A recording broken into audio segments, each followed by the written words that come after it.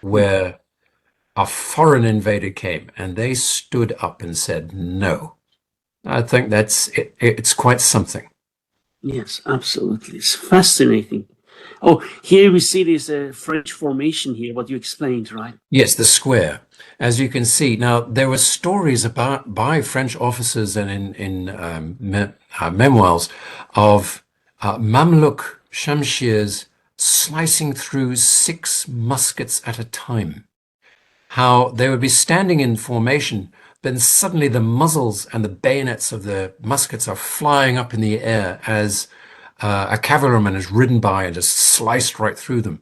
These, of course, are the Damascus blade, which I remember when I was doing my research, I was asking you about, and you explained the crucible steel and how it was so superior to anything that France could muster for its standing troops.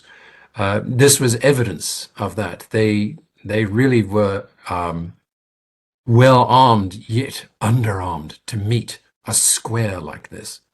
Yes, yes, absolutely. Oh, here we see again. Yes.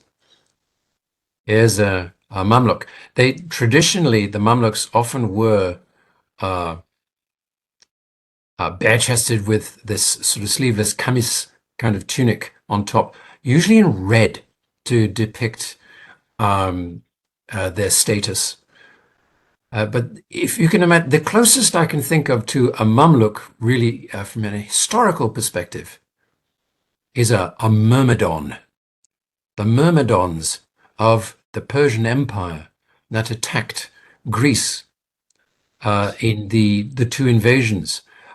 So they would obey their commander, come what may, Yes. in any circumstance. And the Mamluk were very similar to this. They're absolutely devoted. There was no question if their commander, their sheikh said, charge, they would charge. And they did. Straight into the middle of these squares, some of them. So when I was writing the novels, I had to put the reader, I wanted to put you right in the middle of this. I wanted you to feel what the rider felt like and what the French soldier felt like, standing, meeting them. And then actually what it would have been like to ride through it or to crash into one of these squares. So it brought the history alive, if I can say. That's really what my intention was. I really wanted to do that. Yeah.